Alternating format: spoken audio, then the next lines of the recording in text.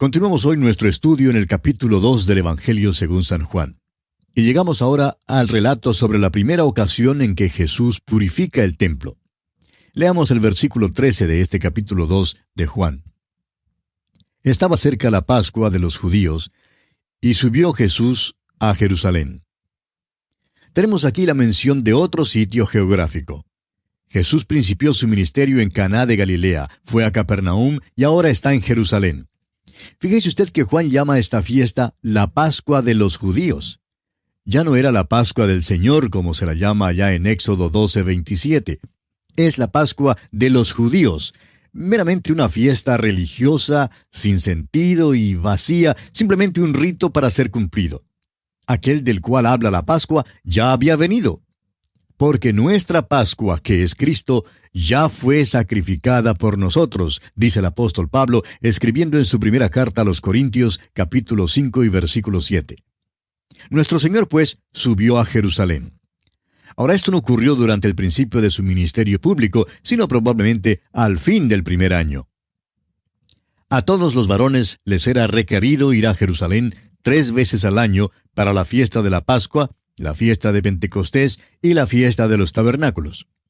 Jesús, pues, subió a Jerusalén para la Pascua, una fiesta que se celebraba a mediados del mes de abril. Allí Jesús purifica el templo. En realidad lo purificó 2 veces. La primera vez fue al principio de su ministerio y la segunda vez al fin de su ministerio. Continuemos ahora con el versículo 14 de este capítulo 2 del Evangelio según San Juan. Y halló en el templo a los que vendían bueyes, ovejas y palomas, y a los cambistas allí sentados. Estaban vendiendo animales y tórtolas y cambiando dinero. Es muy interesante que no aceptaban ningún tipo de dinero allí, sino solo el dinero del templo. Ningún otro tipo de dinero podía ser usado ni ofrecido. Por tanto, tenían puestos para cambiar el dinero y por supuesto que estos hombres ganaban dinero al efectuar estas operaciones cambiarias. Ahora, ¿por qué tenían tal sistema? ¿Por qué hacían esto? Bueno, estaban allí porque estaban facilitando la vida religiosa. Era más cómodo cambiar el dinero allí mismo en el templo. Recibían las monedas romanas, que tenían grabadas la efigie de César y la marca del paganismo, y las cambiaban por monedas judías que se podían usar en el templo. Estaban pues allí para la comodidad de los que venían a adorar. También cambiaban las monedas más grandes por su equivalente en monedas más pequeñas. Asimismo, vendían animales. Había mucho tráfico de aquellos animales para los sacrificios. Habían los que cobraban cierto precio por criar estos animales. Y esto proporcionaba también una oportunidad para hacer más cómoda la religión. Hoy en día tenemos el mismo problema con las muchas maneras de hacer más cómodas las iglesias. Y esto sirve para atraer a la gente. Hay tantos hermanos en la iglesia que parece que piensan en Cristo como un ser algo anémico. Parece que no se dan cuenta de quién es Él en realidad. Pero encontramos aquí que nuestro Señor Jesucristo subió a Jerusalén en este tiempo y purificó el templo. Leamos los versículos 15 al 17 de este capítulo 2 de Juan. Y haciendo un azote de cuerdas, echó fuera del templo a todos, y las ovejas y los bueyes, y esparció las monedas de los cambistas, y volcó las mesas. Y dijo a los que vendían palomas, quitad de aquí esto, y no hagáis de la casa de mi padre casa de mercado. Entonces se acordaron sus discípulos que está escrito, el celo de tu casa me consume. Amigo oyente, permítanos decirle que el Señor era fuerte, de eso no hay duda. La cita de la cual se acordaron sus discípulos era un versículo que se encuentra ya en el Salmo 69. Este salmo, o alguna porción de él, es citado 17 veces en el Nuevo Testamento y es uno de los 6 salmos que son más citados en el Nuevo Testamento. Se cita una vez más en el capítulo 15 de este Evangelio de Juan, versículo 25. También en el capítulo 19, versículo 28. Los otros salmos que se citan con frecuencia son el Salmo 2, el 22, el 89, el 110 y el 118.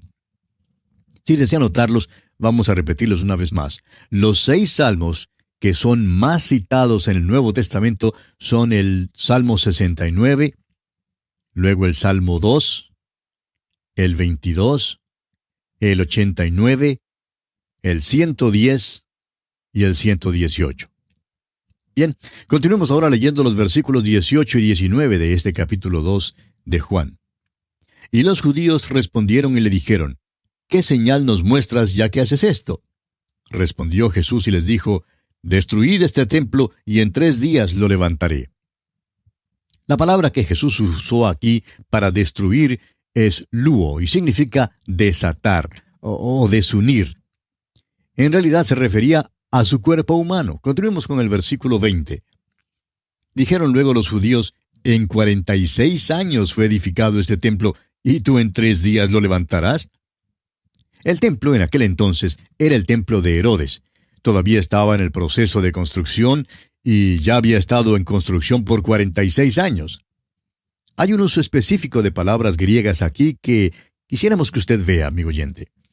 En los versículos 14 y 15 de este capítulo 2, donde se habla acerca de Jesús purificando el templo se declara con la palabra griega hierón, la que se refiere al templo en conjunto.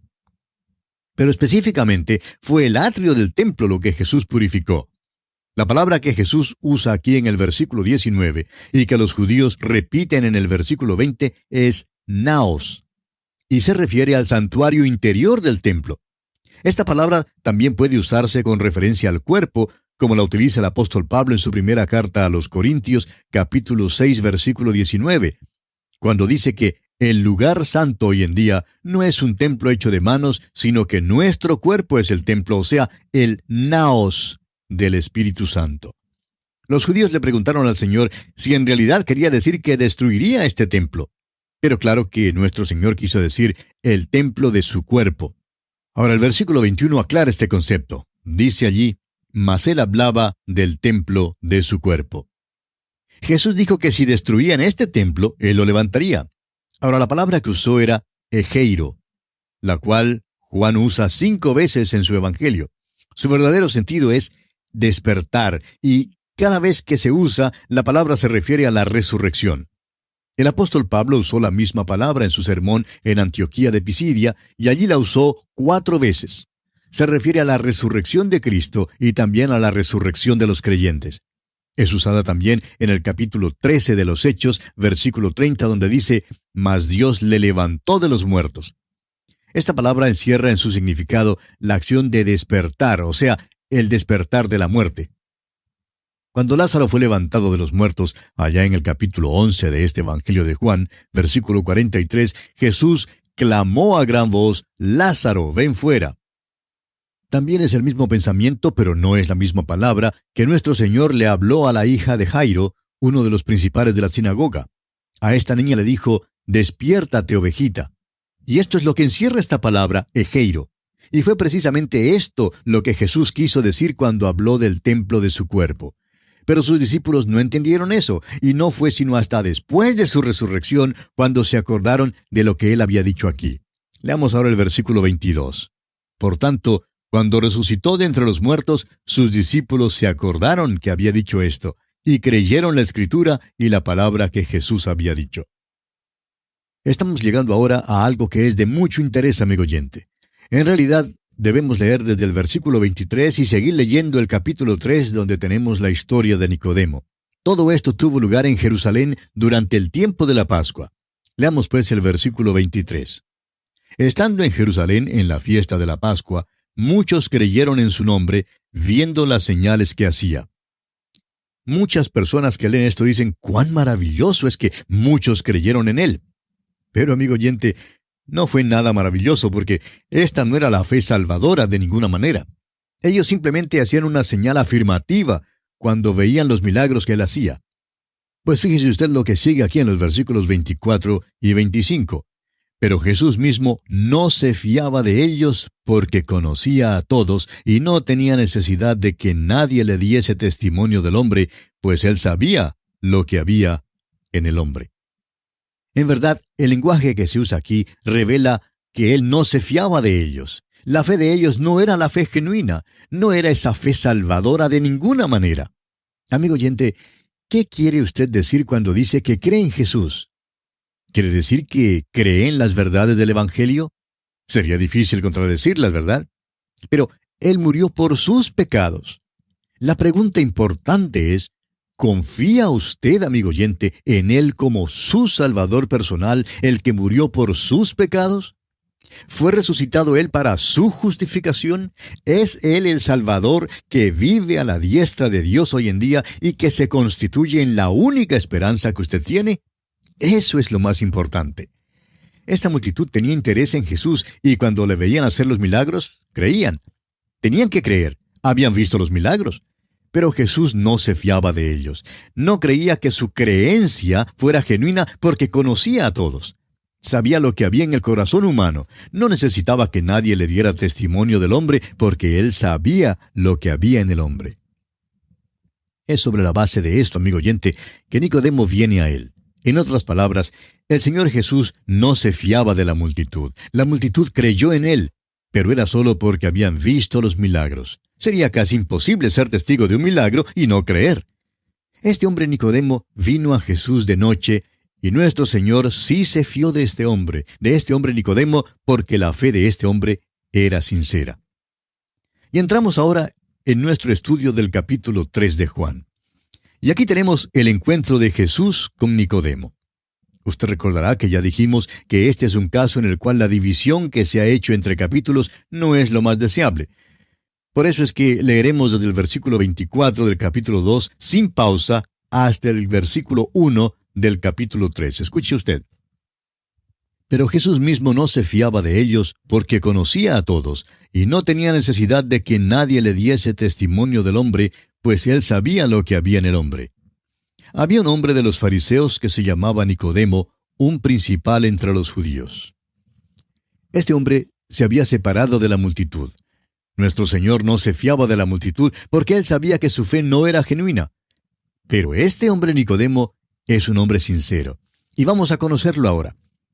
3 cosas se dicen aquí en cuanto a él. Lo primero es que era un hombre de los fariseos. Eso significa que era miembro del mejor grupo en Israel.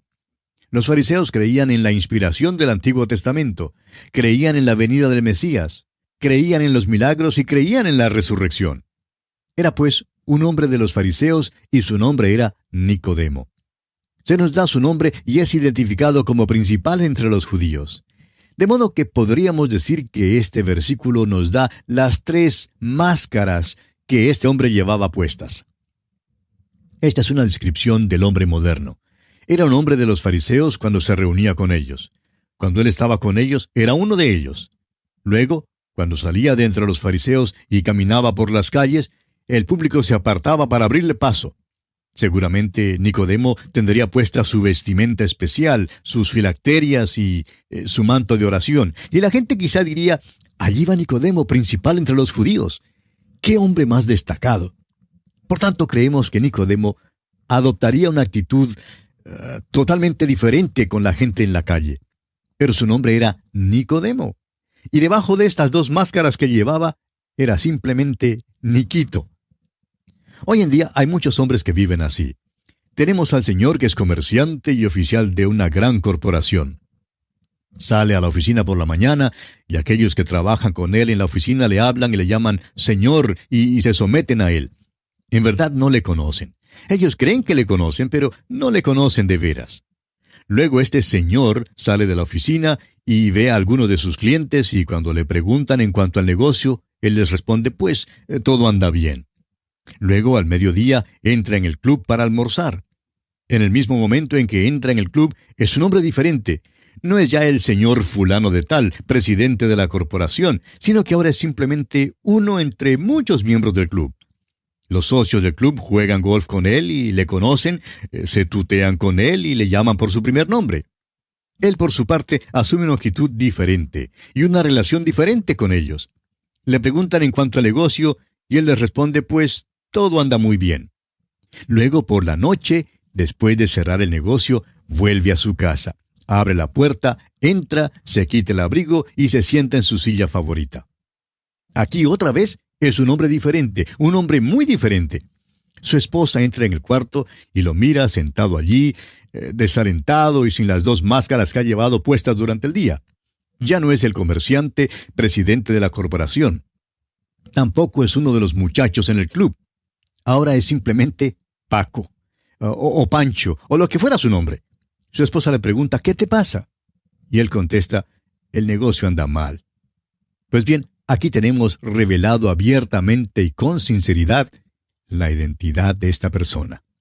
Continuemos ahora leyendo el versículo 2 de este capítulo 3 de Juan.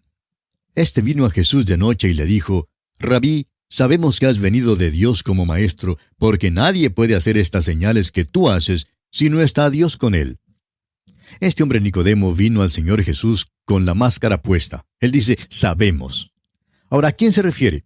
Bueno, se refiere a los fariseos. Viene como un hombre de los fariseos. Está llevando puesta aquella máscara. A propósito, viene haciendo un cumplido genuino, no es hipócrita. Dice que los fariseos se han reunido y que saben que Él, es decir, el Señor Jesucristo, ha venido de Dios como maestro. Creemos que vino para hablar acerca del reino de Dios. Los fariseos querían establecerlo y librarse del yugo romano, pero no disponían de los medios para lograr esto. Ahora aquí viene este que es tan popular con las multitudes que le siguen a donde quiera que vaya, y por tanto los fariseos quieren unirse a él. Ellos creen que Jesús ha venido del pueblito de Galilea y que por tanto no sabe cómo tratar a los políticos. Pero ellos sí lo saben, y por eso los fariseos creen que no sería malo combinar sus fuerzas. Por esto Nicodemo viene de una manera algo condescendiente a Jesús, pero siempre reconociendo que él ha venido de Dios como maestro. Ahora, las pruebas que él señala son los milagros. Tenía que reconocer los milagros. Ahora, fíjese usted, amigo oyente, que en aquel entonces nadie dudaba la realidad de los milagros de nuestro Señor. Los que dudan los milagros hoy en día son los profesores de teología liberal, que están separados por unos 2000 años y miles de kilómetros de la tierra donde todo esto ocurrió. Usted encontrará que ni los amigos ni los enemigos de Jesús jamás dudaron de la realidad de sus milagros. Continuemos pues con el versículo 3. Respondió Jesús y le dijo, de cierto te digo, que el que no naciere de nuevo no puede ver el reino de Dios. Esta es la razón por la cual creemos que Nicodemo vino para hablar acerca del reino de Dios. No vemos otra razón por la cual nuestro Señor se hubiera referido a ello. Nuestro Señor le interrumpe repentinamente y le dice, la cosa es que ni aun puedes ver el reino de Dios a menos que nazcas de nuevo. Ahora aquí tenemos a un hombre que es sumamente religioso y que es fariseo, y sin embargo, nuestro Señor le dice que no puede ver el reino de Dios a menos que nazca de nuevo. Esto, amigo oyente, es lo de importancia crucial. Pero bueno, tenemos que detenernos aquí. Oramos que el Señor le bendiga abundantemente. Continuamos hoy estudiando el capítulo 3 del Evangelio según San Juan. Y en nuestro programa anterior comenzamos a considerar el diálogo de Jesús con Nicodemo. Ya hemos visto que este hombre Nicodemo es diferente a la multitud. Era un hombre genuino, pero era un hombre que tenía 3 máscaras. Era fariseo, era principal entre los judíos y era simplemente Niquito. Hizo un genuino cumplido a Jesús y nuestro Señor nunca le acusó de ser hipócrita. Vino como fariseo hablando acerca del reino de Dios. Y vimos que nuestro Señor Jesucristo le interrumpe repentinamente y le dice que necesita nacer otra vez, que no puede ver el reino de Dios a menos que nazca de nuevo. Ahora, si es que este hombre vino para hablar del reino y de su establecimiento, lo cual creemos que hizo, entonces es cierto que esta declaración de nuestro Señor le desvió. Ahora se quita la máscara de fariseo, aunque todavía es principal entre los judíos. Continuemos entonces leyendo el versículo 4 de este capítulo 3 del Evangelio según San Juan. Nicodemo le dijo, ¿cómo puede un hombre nacer siendo viejo? ¿Puede acaso entrar por segunda vez en el vientre de su madre y nacer? Jesús le dijo a Nicodemo que le era necesario nacer de nuevo. Realmente la palabra que él usó significa también nacer de lo alto. Pero parece que Nicodemo solo pudo pensar en términos físicos, pues quitándose su máscara condescendiente de fariseo, le pregunta a Jesús, bueno, ¿y cómo puede hacer esto? ¿Cómo puede uno que ya es adulto volver al vientre de su madre para entonces nacer de nuevo? Es que Jesucristo no estaba hablando en cuanto a un nacimiento físico, sino más bien de un nacimiento espiritual. El motivo de la confusión de Nicodemo era que aparentemente él no tenía ninguna capacidad espiritual para comprender lo que Jesús le estaba diciendo. Así es que Jesús trata de aclarar lo que decía. Leamos el versículo 5 ahora. Respondió Jesús, de cierto te digo, que el que no naciere de agua y del Espíritu no puede entrar en el reino de Dios. Ahora quizás usted se esté preguntando, y bueno, ¿qué significa eso de ser nacido de agua y del Espíritu? Por una parte, hay quienes creen que el ser nacido de agua es una referencia al bautismo, pero permítanos decir, amigo oyente, que esta sería una expresión muy extraña si fuese una referencia a tal cosa.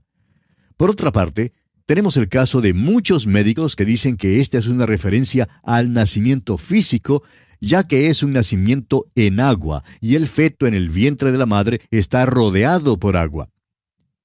Bueno, sea lo que fuere, no creemos que nacer de agua signifique ninguna de estas dos cosas. Creemos que Jesús no estaba hablando aquí de las diferencias entre el nacimiento natural y el nacimiento espiritual, sino que estaba explicando cómo un hombre puede ser nacido de lo alto, o sea, renacido.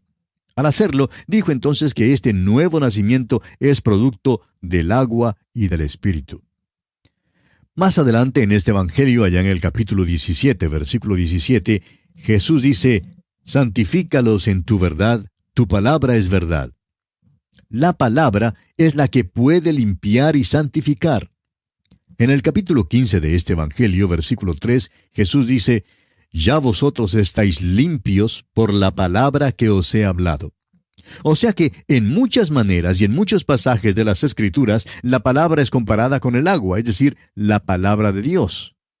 Creemos entonces que el nacer de agua en este pasaje significa que una persona solo puede nacer de nuevo mediante la acción de la palabra, o sea, las Sagradas Escrituras. El Espíritu Santo es quien toma las Escrituras y las usa. Creemos de todo corazón que nadie puede ser renacido sin la acción de la palabra de Dios. Y creemos que es por esto que Jesús le da tanta importancia al ser nacido del agua y del Espíritu. Si estudiamos el libro de los Hechos de los Apóstoles, encontraremos que hay 3 relatos sobresalientes sobre 3 personas que se convierten, es decir, que nacen de nuevo. Y creemos que estos relatos nos han sido dados como ilustraciones. Primero tenemos la conversión del eunuco etíope, luego la conversión de Cornelio y entonces la conversión del apóstol Pablo. Estas 3 personas son representantes de las 3 familias de Noé. Uno es hijo de Sem, otro es hijo de Cam y el tercero es hijo de Jafet. Y en la conversión de cada uno de estos 3, la palabra de Dios fue utilizada por el Espíritu de Dios. El método de Dios parece ser este: la palabra de Dios usada por el Espíritu de Dios, dada mediante un hombre de Dios. Y estamos confiados de que nuestro Señor Jesucristo estaba diciendo que es necesario nacer de agua y del Espíritu, y que esto significa la acción del Espíritu de Dios, quien usa la palabra de Dios. Sin este renacimiento, amigo oyente, no se puede entrar en el reino de Dios. Continuemos ahora con el versículo 6 de este capítulo 3 de Juan. Lo que es nacido de la carne, carne es, y lo que es nacido del Espíritu, Espíritu es. La intención de Dios no es la de cambiar esta vieja naturaleza que usted y yo tenemos. El hecho es que no puede ser cambiada, es imposible. La palabra de Dios tiene mucho que decir en cuanto a esta vieja naturaleza que tenemos. El apóstol Pablo, escribiendo a los romanos, en el capítulo 8 de su carta, versículos 7 y 8, dice, «Por cuanto la mente carnal es enemistad contra Dios, porque no se sujeta a la ley de Dios, ni tampoco puede. Y los que viven según la carne no pueden agradar a Dios». Dios no tiene un programa para esta vieja naturaleza que tenemos. No piensa recuperarla, ni mejorarla, ni desarrollarla, ni salvarla. Esa vieja naturaleza tiene que descender al sepulcro con nosotros. Y si el Señor viene antes de que descendamos al sepulcro, entonces tendremos que ser transformados. Eso significa que Él acabará con esa vieja naturaleza, pues ésta nunca, nunca jamás podrá ser obligada a ser obediente a Dios. El Señor Jesucristo dijo, lo que es nacido de la carne, carne es. Este es un axioma y por esto Dios no intenta salvar la carne de ninguna manera. Esta vieja naturaleza será reemplazada por la nueva naturaleza. Amigo oyente, es por esto que el nacimiento espiritual es necesario a fin de que podamos recibir una nueva naturaleza. La vieja naturaleza es categóricamente una naturaleza que no puede ser recuperada. Ahora, en los versículos 7 y 8, el Señor continúa hablando a Nicodemo y le dice, «No te maravilles de que te dije, os es necesario nacer de nuevo. El viento sopla de donde quiere y oye su sonido, mas ni sabes de dónde viene ni a dónde va. Así es todo aquel que es nacido del Espíritu». Nicodemo está ahora perdiendo sus máscaras y Jesús le explica esto. No se puede decir de dónde viene el viento ni a dónde va. Las corrientes de aire y los vientos son cosas sobre las cuales hay mucho que los hombres todavía no saben. El viento sopla de donde quiere. No podemos hacer nada para desviarlo ni cambiarlo. Hoy en día tratan de restarle fuerza a los huracanes allá en el Golfo de México y en la región del Caribe, pero hasta el momento no han tenido mucho éxito, que digamos. No nos es posible domar el viento. Ahora, aunque no podemos controlar el viento, sí podemos saber cuándo sopla. Usted y yo podemos estar parados en la calle y usted me dice a mí, «Hace mucho viento». Y yo le respondo, «¿Cómo sabes?». Usted me contestaría, «Pues lo siento y mira allí aquel árbol. ¿Ve cómo sus hojas son llevadas por el viento? Y fíjate en cómo se dobla el árbol». Sí, amigo oyente, podemos saber cuándo sopla el viento. Ahora, no sé cómo explicarle, amigo oyente, el nacimiento espiritual. Yo sé que hay muchos libros que se han publicado hoy en día que tratan de explicarlo, pero la diferencia entre aquellos autores y yo es que parece que los autores de esos libros no saben que no lo saben explicar. Yo por lo menos estoy dispuesto a admitir que no lo sé. El Señor Jesús dijo, «El viento sopla de donde quiere. Así es todo aquel que es nacido del Espíritu». No lo entiendo por completo. Así es con el que es nacido del Espíritu. No le puedo decir exactamente cómo opera el Espíritu de Dios, pero sí me es posible saber cuándo está obrando en las vidas y en los corazones de su pueblo. Eso es exactamente lo que nuestro Señor Jesucristo está diciendo aquí. Nuestro Señor le ha quitado ahora 2 máscaras a Nicodemo. El hombre que se para delante de Jesús ya no es un hombre de los fariseos, ni tampoco es principal entre los judíos. ¿Quién es entonces? Vamos a ver lo que dice el versículo siguiente, el versículo 9 de este capítulo 3 de Juan. Respondió Nicodemo y le dijo, «¿Cómo puede hacerse esto?». Ahora se para allí simplemente Niquito. Se pregunta en cuanto a cómo estas cosas pueden ser, y veremos que nuestro Señor le habla muy claro. A propósito, a usted y a mí nos es posible ponernos las máscaras cuando estamos los unos con los otros, y hoy en día hay muchos que las llevan puestas. Cuando están con cierto grupo se portan de cierta manera. La máscara, amigo oyente, esconde cómo somos en verdad. Pero cuando venimos al Señor Jesús, tenemos que quitarnos todas estas máscaras. Jesús nos verá tal como somos en realidad y tratará a cada uno de nosotros de conformidad. Así trató a Nicodemo. Ahora el versículo 10 dice, respondió Jesús y le dijo, ¿eres tú maestro de Israel y no sabes esto? Nuestro Señor aquí hace uso de la sátira. Le está diciendo a Nicodemo que él creía que Nicodemo era principal entre los judíos y sin embargo ahora se estaba portando como si Jesús le estuviera diciendo algo que no podía ser verdad. Dice que si esto es verdad, Nicodemo debe de haberlo sabido.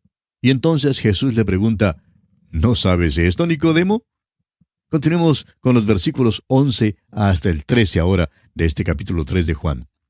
De cierto te digo que lo que sabemos hablamos, y lo que hemos visto testificamos, y no recibís nuestro testimonio.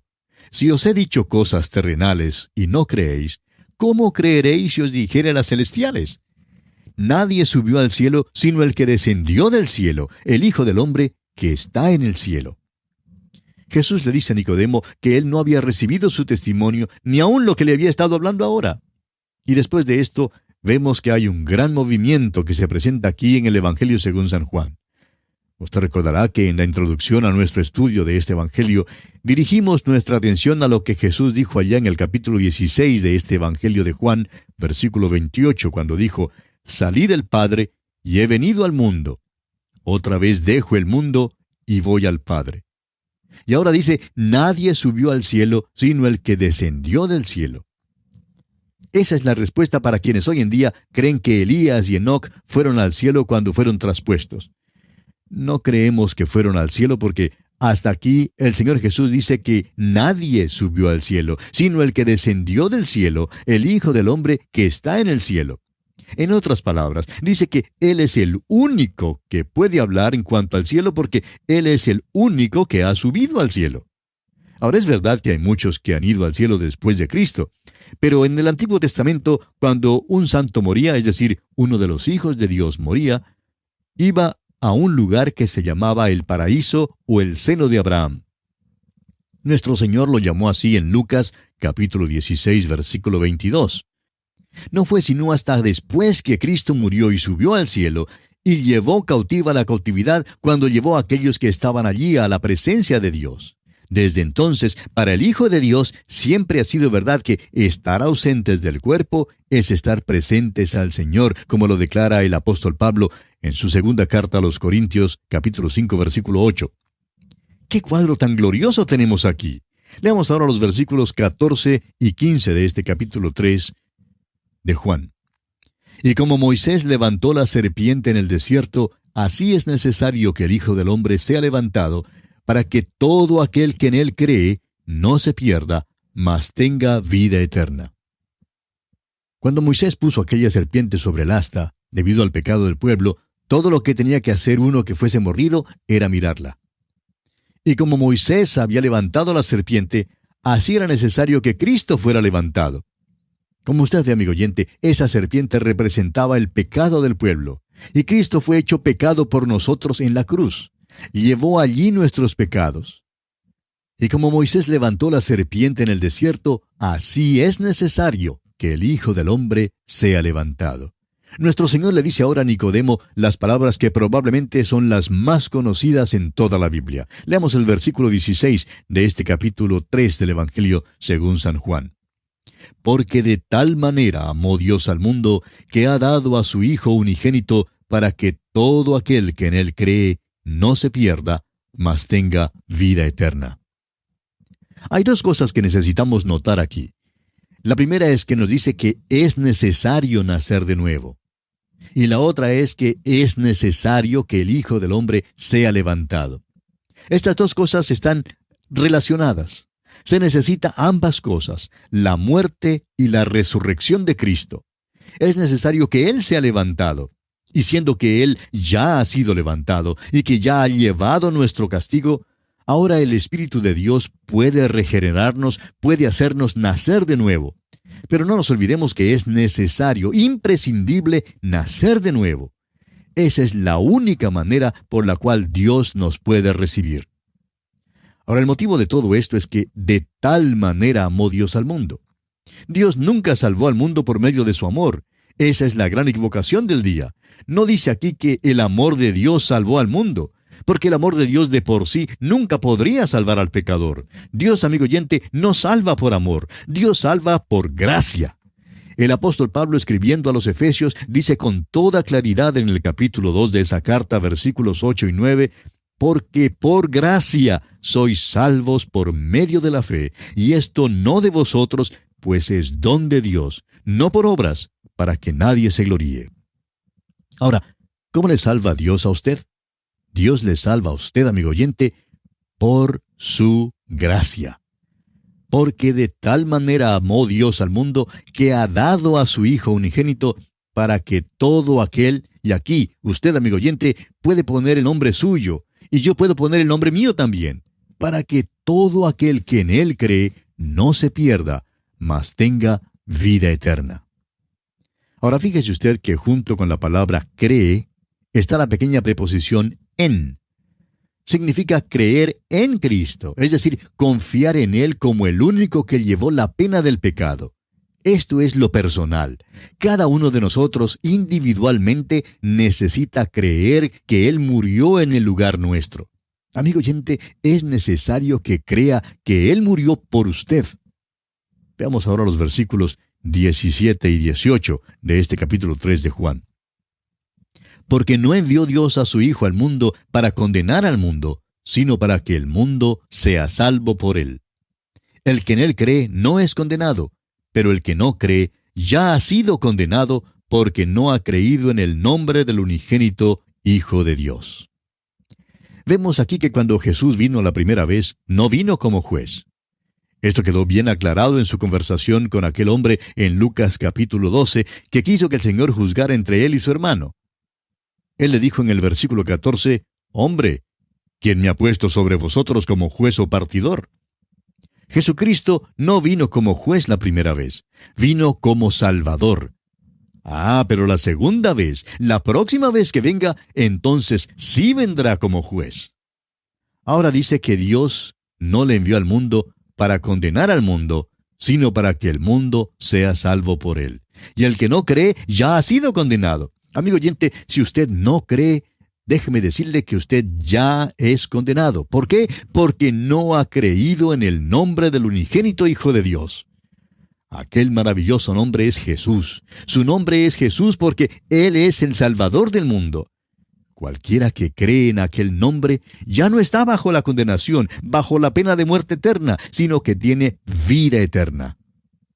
Continuemos con los versículos 19 hasta el 21. Y esta es la condenación, que la luz vino al mundo, y los hombres amaron más las tinieblas que la luz, porque sus obras eran malas. Porque todo aquel que hace lo malo aborrece la luz y no viene a la luz para que sus obras no sean reprendidas. Mas el que practica la verdad viene a la luz para que sea manifiesto que sus obras son hechas en Dios. ¿Lo ve, amigo oyente, que este es el juicio del mundo? El día en que el mundo crucificó a Cristo, el mundo hizo una gran decisión. Ahora debe ser juzgado por Dios, y de eso es de lo que se habla aquí. Recuerde que Jesús está hablando con Nicodemo aquí y que Nicodemo era fariseo.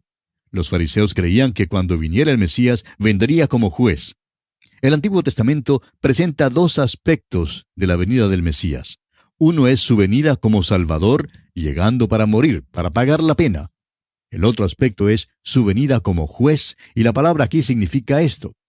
Razonaban entonces los fariseos que el Mesías sería un juez cuando viniera, porque dice en el Salmo capítulo 2, versículo 9, que los quebrantarás con vara de hierro. Daniel habla de él como juez del mundo entero, en Daniel capítulo 7, versículos 13 y 14. El Salmo 45 habla del reinado del Mesías sobre el mundo con justicia. Y en Isaías 11, versículos 3 al 5, se habla acerca de sus juicios con justicia. Y también en el capítulo 42 de Isaías, versículos 1 al 7, se habla de sus juicios con justicia. Amigo oyente, el Señor Jesús le está diciendo a Nicodemo con suma claridad que Dios no había enviado a su Hijo esta primera vez para juzgar al mundo, sino para que el mundo fuese salvo por él. La palabra que se traduce aquí por mundo es cosmos, y esto quiere decir que el propósito redentor de Dios abarca el mundo entero. No vino para condenar ni para juzgar al mundo, sino para salvarlo. En Cristo, amigo oyente, no hay ninguna condenación. Pero aquellos que no creen en Cristo ya están condenados. Es pues nuestra oración, amigo oyente, que allí donde usted se encuentra, en este mismo momento, abra las puertas de su corazón al Hijo de Dios, el Señor Jesucristo, y le permita constituirse en su Salvador personal. Hágalo ahora mismo y sea salvo por toda la eternidad. Que Dios le bendiga ricamente.